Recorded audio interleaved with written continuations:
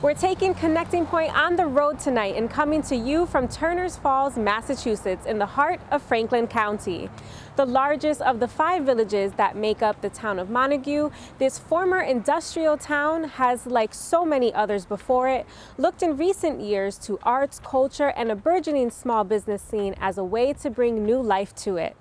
The town, which many refer to as Great Falls, has a population of about 4,500 people, and one of them is local media personality and WRSI morning host Monte Belmonte.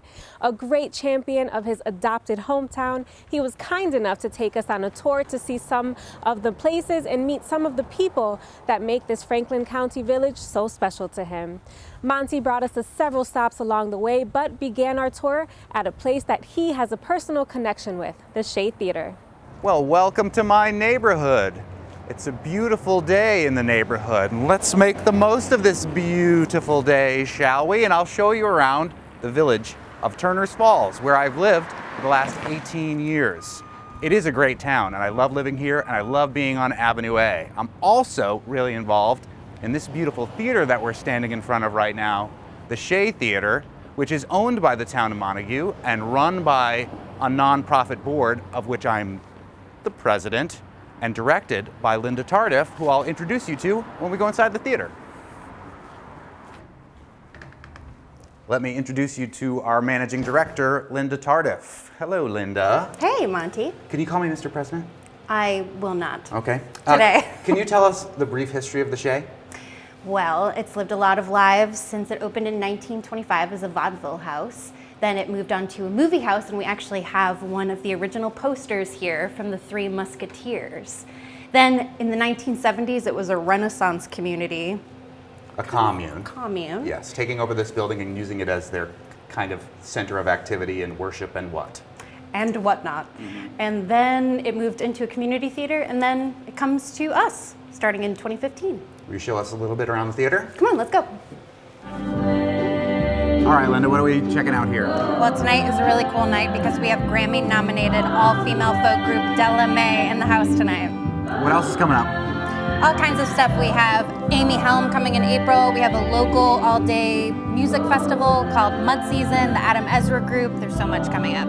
But it's not just music. There's also theater and other things as well. There's free movie nights. I mean, I am part of the theater, so I know what's going on, and that's kind of part of the overall vision of what we do, but we couldn't do it without you, Linda Tardif. Thanks, Monty. But we sure will try. No, I'm just kidding. I love her. Coming up, I will take you to the store that has created the last 2 years worth of the strange outfits I've worn on this thing called the March for the Food Bank that you might have heard of. And it's all made out of amazing repurposed fabric, some of it from Broadway. Let me introduce you to Catherine Greenwood Swanson from Swanson's Fabrics, plural and possessive, where all of the fabric in here is $4 a yard, no matter where it came from. It's sort of your vision of being trash rich, and some of this fabric has come from very rich background. Can you talk about your vision here? Well, in fact, this piece actually here, hello Monty, Hello. Is a piece that came from a Broadway costume designer who had too much fabric and needed a place for it to go that was not the landfill. So it came here. Another cool thing on this block is Buckingham Rabbit's Vintage, which is 2 doors over, where if, maybe you aren't so adroit at making your own clothing yet, you can go over there and get other fantastic stuff. So this is sort of a block on Avenue A that's focusing on reclaiming fabric and clothing. This town is an incredible place for an enduring goods market, is what I call it. So a market where we are selling things that have already existed and are not being made new. I think it's the most sustainable way you can possibly shop. One of the things that's beautiful about the town is that the river runs right down behind us. And one of the great resources in town is a small museum dedicated to celebrating the culture of the environment of the river, and I'll take you to the Great Falls Discovery Center to check it out. I feel so Mr. Rogers-y going around my neighborhood, but I want to introduce you to my friend who is the Visitor Services Supervisor here at the Great Falls Discovery Center, a free museum on Avenue A in Great Falls, or Turners Falls. It's Janelle Knockleby, otherwise known as the lady at the desk, and you're going to show us around this incredible free museum where you've got all these really cool dioramas of all this aquatic life and other types of wildlife that surround where we are in the Connecticut River watershed. What are some of the things that we learn about here? Well, you learn everything from the border of Canada and New Hampshire to Long Island Sound, all the different habitats. So everything from the salt marsh, where you might see a muskrat in our dioramas, to the floodplain forest, where you might see the raccoons and the eagles.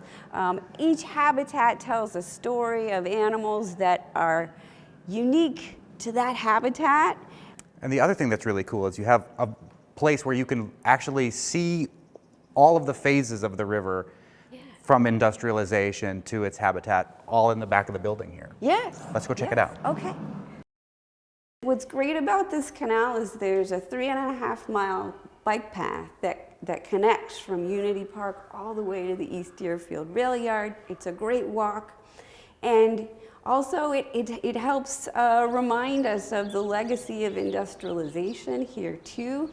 You can see old mill buildings. Some are still standing, some are long gone, some are falling apart.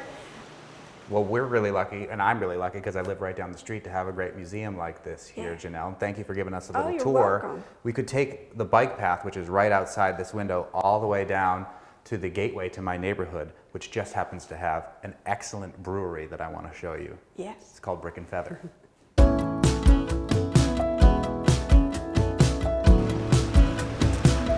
I've been showing you all around my neighborhood. You're literally at the entranceway to my neighborhood, the Patch here in Turner's. And I do feel like Mr. Rogers, although I don't ever remember Mr. Rogers visiting a brewery.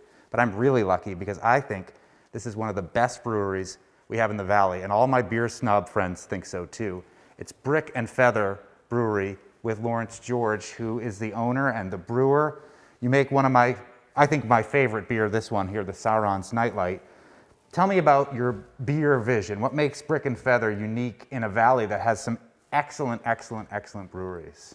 That's hard to say. When we started this brewery in 2015 or 14, there was probably maybe not even 100 breweries in the state, and now we've at least doubled that. And it's harder and harder to sort of like set yourself apart in a real meaningful way anyway.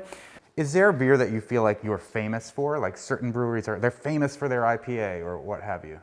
We got on the map early for one of our IPAs in Absentia, which you've had Love it. a bunch of times. That was, back in 2016 when people would show up and wait in line to buy growlers, and that was the thing that happened here for a while. And obviously, now we put our beer in cans, and now there's a lot more breweries, so you don't have to go wait in line anymore, but that's still our #1 selling beer.